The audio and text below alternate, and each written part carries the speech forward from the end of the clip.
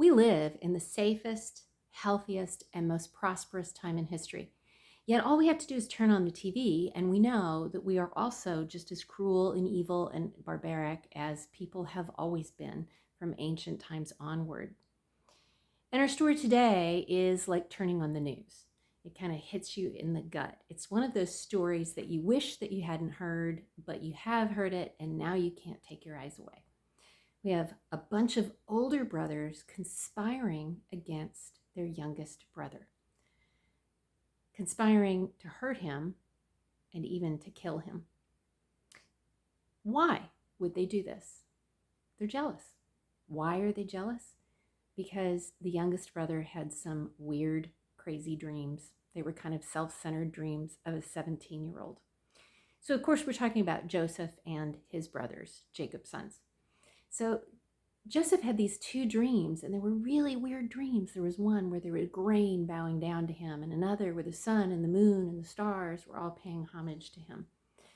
Joseph's a 17-year-old boy, and he shared the content of those dreams. Now, should he have shared the content? I don't know. They seem kind of self-centered. But he's also 17, and I don't know about you, but I really like to share dreams when I have weird dreams. But you know what also didn't help was his father. His father, Jacob, clearly favored Joseph, and that didn't really help Joseph in his relationship with his siblings at all. And so Jacob didn't help matters. And then Joseph, of course, had these self-centered, bizarre dreams. And the brothers became angry, and they became jealous of this. So they conspired against him. And the really sad thing is that Joseph was going out to check on them. It was like a 4 to 5 day journey on foot to go and check on his brothers. And when he found them, they jumped on him and they tossed him into a dry cistern. They wanted to kill him, but one brother said, no, don't kill him. Instead, let's just put him there. We don't want to have his blood on our hands.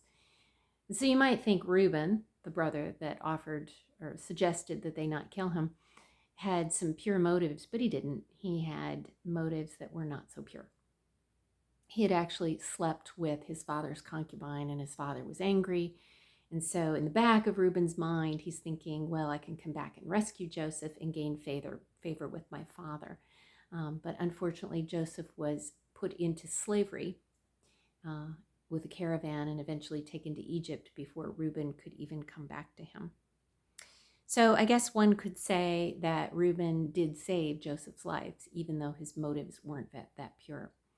And so we're looking at these people, these men, and these are grown men because they're all older than Joseph. And we're thinking, they sure are not acting like the patriarchs that they are, because these men will become the namesakes of the 12 tribes of Israel. And that's a real shame, because now they've followed in the footsteps of Cain and Abel and Esau and their father Jacob. Now here they are following that same path of jealousy and hatred and envy. And it is a bitter, bitter root. You know, Jesus says that the root of all evil is the love of money. And love of money is the key here. You know, and a lot of people will say, Jesus said the root of all evil is money, but that isn't what he said at all. Because money can change. It's transitory. A dollar bill can mean something one day, and it's just a piece of paper the next. In ancient times, we used beads, coins, all sorts of things, or money.